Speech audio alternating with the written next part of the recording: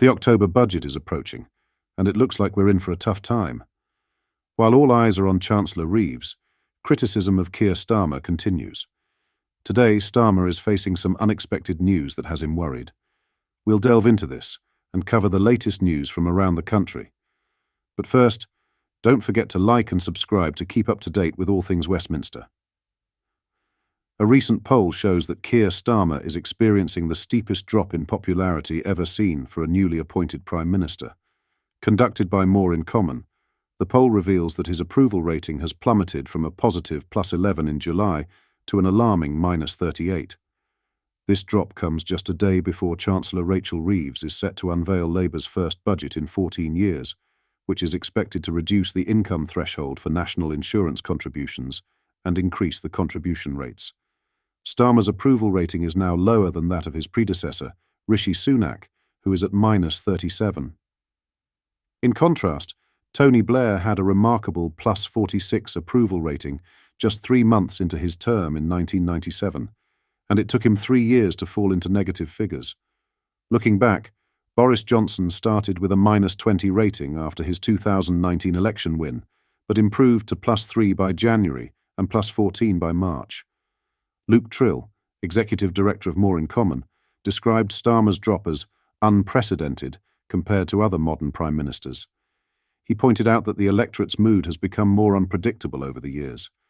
Starmer's government started with a strong mandate, but lacks the buffer that earlier administrations enjoyed, making it harder to handle such a sharp decline in support. Additional polling from More in Common this month found that 69% of respondents feel that Starmer's leadership is more of the same as the previous government, a clear 2-to-1 majority over those who think his administration is genuinely different. Furthermore, 66% believe things are getting worse, while only 9% think they are improving, and 21% feel things are staying the same. Overall, the polling shows Labour and the Conservatives tied at 27% each, with Reform UK at 21% and the Liberal Democrats at 13%. This unprecedented decline has led to the conclusion that Starmer is now officially the least popular Prime Minister of all time. What do you think about this? Share your thoughts in the comments. In other news, Chancellor Rachel Reeves is set to unveil the autumn budget this Wednesday, Labour's first since 2010. However, the government is being urged to tread carefully in the likely implementation of any stealth tax raid on pensions. Speculation is rife about potential changes to pension taxation as part of Reeves's plan to generate £20 billion for public services. 2 key areas of focus have emerged: alterations to the tax-free lump sum cap and the introduction of a single rate of pension tax relief. These rumoured policies have sparked concern among savers, with experts warning of significant implications for different income brackets. As the Chancellor prepares to announce her fiscal strategy, analysts believe the pension system could be on the brink of a substantial overhaul.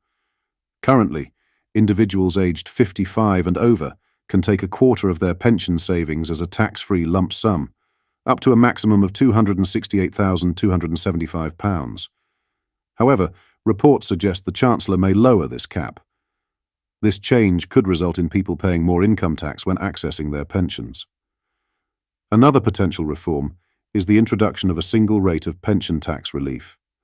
At present, pension tax refunds match one's income tax bracket, with basic rate taxpayers receiving 20% relief.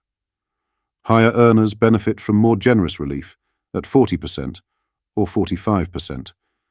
The rumoured plan proposes a flat rate of 25% for all. The lowering of the tax-free lump sum cap could also impact those with larger pension pots. They may face increased income tax when accessing their savings. These potential reforms have sparked concern among savers, with many worried about the long-term impact on their retirement plans. Experts warn that while these changes might boost tax revenues, they could discourage pension saving, particularly among higher earners. Lily Megson, the policy director at My Pension Expert, has urged the government to tread carefully with the upcoming budget. She emphasised the importance of pensions as one of people's most important assets. Megson warned against aggressive fiscal policies to boost tax revenues, citing growing anxiety among savers. She highlighted the culture of fear, bred by years of financial instability and policy changes. Raiding our already eroded savings and pension pots to claw back tax revenue is not the answer, Megson stated. She stressed the need to balance fiscal responsibility with savers' security and confidence. The expert called for mindful and restrained policy shifts, suggesting the budget presents a rare opportunity to begin restoring public confidence. Megson concluded by urging the government to strengthen, rather than weaken, the public's faith in their financial future. Lastly, the NHS is not just on its knees, it's on its face, Health Secretary Wes Streeting has told the media. The Labour government is preparing to roll out its first budget since coming to power, and Chancellor Rachel Reeves has already warned that incoming tax hikes may not undo 14 years of damage. Speaking to Eamon Holmes and Nana Akua, Streeting said there is no beating around the bush when it comes to discussing the dire state the NHS finds itself in. It's the worst crisis in the NHS's history, objectively, he said. There's no beating around the bush. Whether it's the size of the waiting list or not being able to guarantee whether an ambulance turns up on time, the struggle to get a GP appointment or dentist, the waits in A&E. The NHS is not just on its knees, it's on its face. Tomorrow's budget will give us the chance to arrest that decline and mark a turning point in the history of the NHS and the decline we have seen in the last 14 years. Today we're talking about the delivery of our manifesto commitment to cut waiting lists.